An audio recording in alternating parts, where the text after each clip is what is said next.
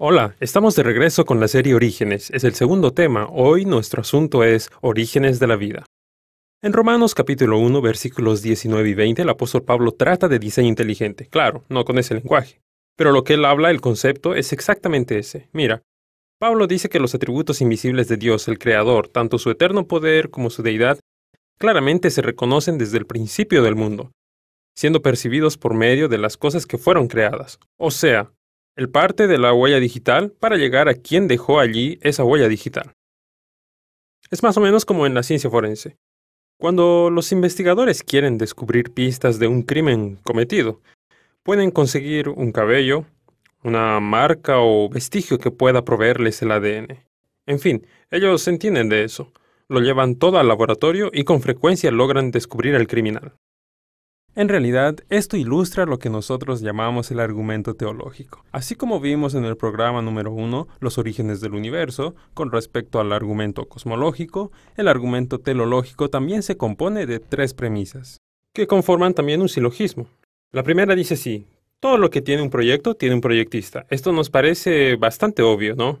La segunda dice: la vida tiene proyecto. Bueno, tendremos que analizar un poco más esta premisa porque si concluimos que la vida tiene un proyecto, tendremos también que concluir con la tercera premisa, que dice: la vida tuvo un proyectista. Si ahora les propusiera un pequeño test y les pidiese que observaran con atención esta imagen que aparece en la pantalla, ¿esto que está viendo en la pantalla es fruto de un diseño inteligente o causas naturales? Estoy seguro que ustedes rápidamente responderían: esto ha sido proyectado por alguien inteligente. Y esa respuesta, que es obviamente la correcta, es así porque esa imagen nos revela que allí existe mucha información. ¿No les parece? Es información compleja, porque no hay solamente un rostro, lo que ya sería algo bastante interesante, algo increíble si pensamos que podría ser fruto de la casualidad.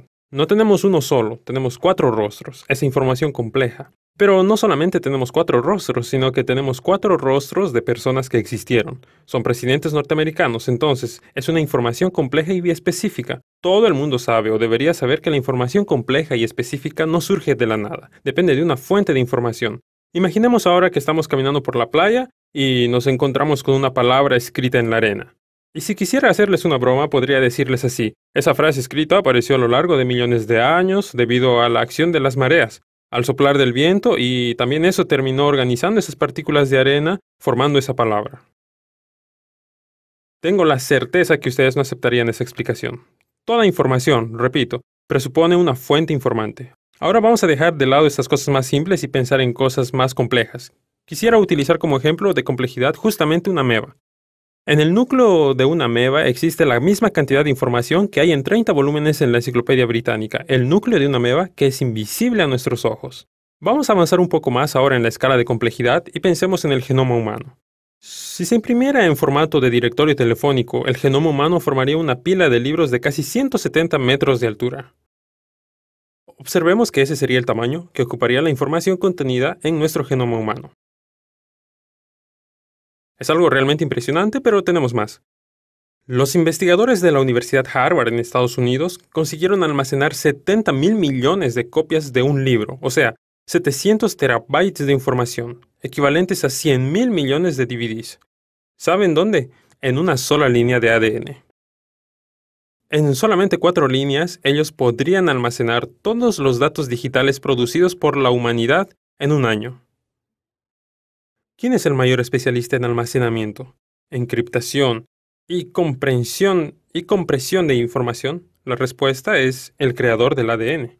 Veamos, si pensamos en términos de macroevidencias y microevidencias, vamos a encontrar varias. Hablando un poco de las macroevidencias de que existe un proyecto intencional en la naturaleza, en la creación, pensemos juntos en el sonar, que es el Sound Navigation and Ranging, un sistema realmente muy complejo, interesante, y que fue utilizado a gran escala después del naufragio del Titanic en 1912. Fue necesario invertir mucho dinero y, claro, mucha inteligencia para desarrollar este sistema que es relativamente nuevo en los mares.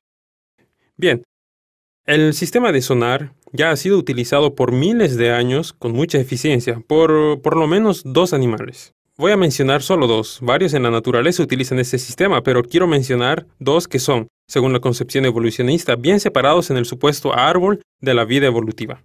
El delfín y el murciélago. Ambos utilizan el mismo gen, llamado prestina, para orientarse por medio de ese sistema tan complejo que es el sonar. Ambos, murciélagos y delfines, producen una proteína, también llamada prestina, con las mismas especificaciones estructurales. La prestina ejecuta las mismas funciones en estas dos especies distintas. La pregunta es, si la teoría de la evolución es correcta, ¿cómo explica que dos especies tan diferentes, que no tienen parentesco evolutivo cercano, pudo surgir en ellas la misma proteína, el mismo gen que codifica la misma función? Realmente es algo difícil de entender. Si el sonar de los navíos exigió inteligencia y dinero para fabricarse, ¿por qué el sonar del delfín o el murciélago no han demandado inteligencia para ponerse en funcionamiento? Pensemos ahora en el GPS, tan importante en nuestros días. El sistema de posicionamiento global fue declarado totalmente operacional recién en 1995 y fueron necesarios $10.000 millones de inversión para colocar en órbita los satélites y todo el sistema en funcionamiento. Miles de años atrás, un ser vivo que muchos consideran insignificante, la hormiga, ya utilizaban muy bien el sistema del GPS. Pero tiene un detalle, el GPS humano consume energía y recibe información de satélites. El GPS de la hormiga no pesa casi nada, requiere poquísima energía para funcionar y no causa daño al medio ambiente. Nuestro planeta está magnetizado y las hormigas perciben ese magnetismo gracias a un sensor en sus antenas. Después traducen esa información y la envían al cerebro, que va a codificar todo eso. ¿Qué pensamos de este sistema? ¿Habrá surgido por mutaciones fortuitas, casuales, surgió por casualidad o fue proyectado así como el sistema de GPS que tienen las hormigas, que es más eficiente que el nuestro? Pensemos ahora en las válvulas. Al observar una válvula concluimos que fue proyectada o que fue fruto de un rejunte casual de materiales y metales, en fin. Bien, déjenme hablar un poco sobre un animal que posee válvulas muy precisas, pequeñas, de las cuales depende para vivir. La jirafa. La jirafa tiene la cabeza tan elevada, tan alta que su corazón es muy grande para poder bombear sangre hasta el cerebro, pero si no tuviese un sistema realmente muy eficiente de válvulas a lo largo de su cuello, cuando se agachase a beber agua, podría tener un ACV, que le produciría la muerte instantánea. Y cuando levantara su cabeza, si sobreviviese del ACV, tendría una caída de presión tan brusca que también podría morir. ¿Cómo hace para resolver ese problema? Dispone, como leemos, de un sistema de válvulas interconectadas a lo largo de su cuello, que regulan la presión de sangre, permitiendo que llegue la cantidad exacta de sangre a su cabeza cuando se agacha, y cuando se levanta permite que la sangre descienda de a poco por su sistema de válvulas. Preciso, justamente allí bien afinado para que ella pueda sobrevivir. Y hay más. Vamos a pensar ahora en las evidencias del mundo microscópico, las microevidencias. Observemos estas imágenes en la pantalla. ¿De qué creen que se trata? Esta otra. Parecen como pinturas modernas y bellísimas, ¿no? Observemos qué tonos tan bonitos.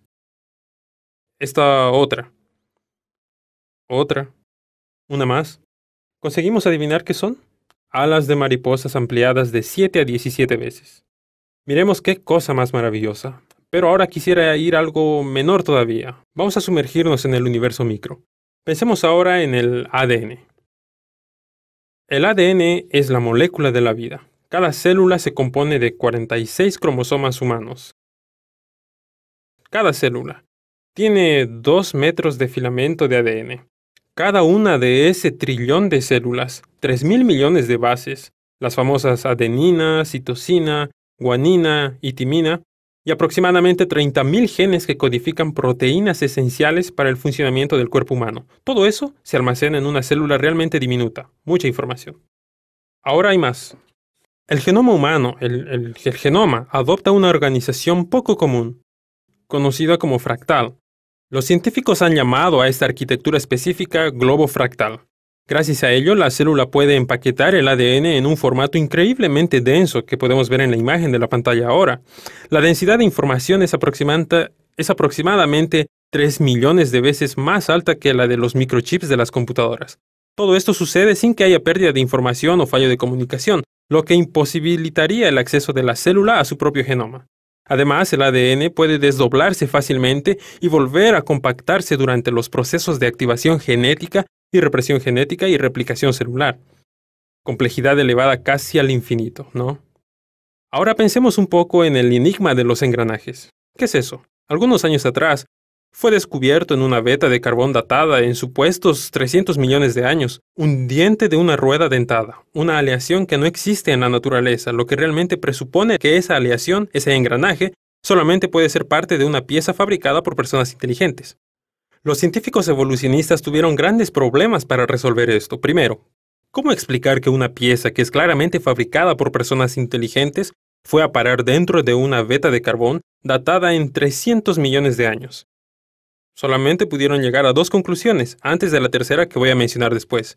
Primera, o los dinosaurios fabricaban piezas como esas porque los evolucionistas suponen que el hombre no existía hace 300 millones de años, entonces podemos descartar esa posibilidad. O los métodos de datación pueden contener errores, gruesos en este caso, y ese carbón no tendría 300 millones de años. De cualquier forma, las dos posibilidades no son muy buenas para la teoría de la evolución. Resultado: después de analizar bastante el asunto, los científicos concluyeron que esa pieza solamente podría haber sido producida por una nave alienígena que la dejó caer en la que hoy es carbón, habiendo quedado presa millones de años atrás. No parece una buena explicación en realidad, ¿no? Pero, ¿qué sugerimos nosotros?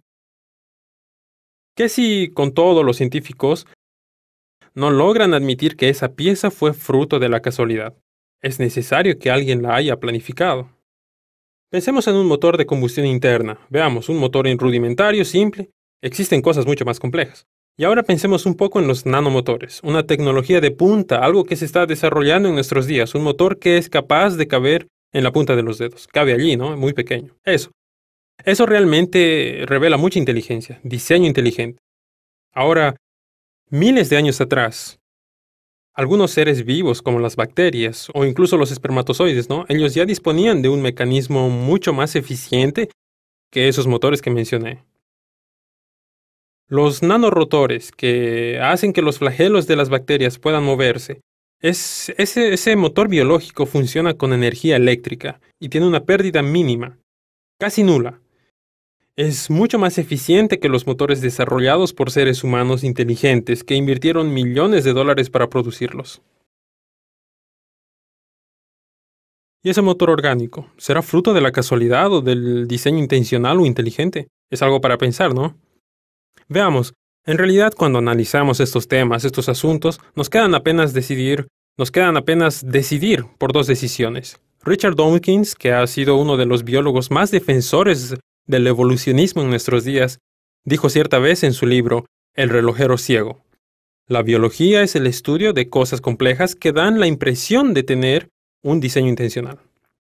¿Por qué será que para él, al analizar algo biológico, una planta, un animal, un ser vivo, él tiene la impresión de que fue hecho por alguien inteligente, de forma intencional? Porque no cree en Dios. En realidad, Dawkins ya tomó su decisión a priori. Para él, Dios no existe, por eso necesita encontrar otra explicación para el hecho de que existe diseño intencional en la naturaleza. Una declaración más complicada todavía fue hecha por Francis Crick, quien es un científico todavía más importante y famoso que Richard Dawkins, porque Crick descubrió, juntamente con un colega, la doble hélice del ADN. Crick dijo lo siguiente: los biólogos deben tener siempre en mente que aquello que ven no fue planificado, sino que evolucionó. ¿Por qué es que ellos siempre tienen que tener siempre en mente algo? Porque la mente de ellos tal vez apunta para otra dirección, y ellos necesitan concluir que no fue creado. ¿Por qué? Porque no creemos en Dios. Esa también es una decisión a priori. En realidad, la creencia en Dios o en la no existencia de Dios no son verdaderamente decisiones científicas. Son decisiones basadas en la fe, en la filosofía. Entonces, aquellos que no creen deben tener siempre en mente que aquello que estudian, aunque revele un diseño tremendo, no fue creado, evolucionó. ¿Por qué? Porque nosotros no creemos en un creador. Bien, hay otros científicos que concluyen de forma diferente. Quiero citar aquí solamente dos de ellos. Uno de ellos, Francis Collins, fue el director del proyecto Genoma, un gran científico contemporáneo y famoso. Él dedicó 10 años de su vida a investigar el genoma humano. En un momento concluyó que no podía ser más ateo al analizar tanta complejidad, tanto diseño inteligente, y entonces se hizo cristiano y escribió un libro, El lenguaje de Dios. El otro científico ya fallecido, Anthony Flew, escribió un libro fantástico, una especie de testamento, bajo el título Te lo garantizo, Dios existe. ¿Por qué? Él tuvo el valor de seguir que las evidencias le llevaran donde las llevasen. Flew defendió el ateísmo a lo largo de su vida. Ha actuado como filósofo hasta el siglo XX, pero al fin de su vida tuvo el valor de considerar los argumentos cosmológico y teleológico, que estamos viendo justamente en esta serie. Reconsideró su posición y también se hizo cristiano. Es posible por la ciencia llegar a la constatación de que existe un creador por detrás de la creación. Otro científico famoso, director del laboratorio Thomson en la Unicamp y presidente de una entidad internacional de espectrometría de masas, el Dr. Marcus Eberlin, tiene el valor incluso de colocar, como se verá en pantalla, un adhesivo en la ventana de su laboratorio que dice: "No tengo ancestros simios, soy hijo del Dios creador". Científicos que creen, sí, es muy posible, porque son seres humanos, y los seres humanos, como dice Eclesiastés 3:11, fueron creados con el deseo de trascender, de encontrar algo más allá de lo que vemos aquí. Como escribió el ex ateo C.S. Lewis, todo lo que no es eterno es eternamente inútil. Que Dios nos ayude a buscar aquello que realmente tiene sentido y que en esa búsqueda podamos encontrar las respuestas que estamos buscando. Un abrazo.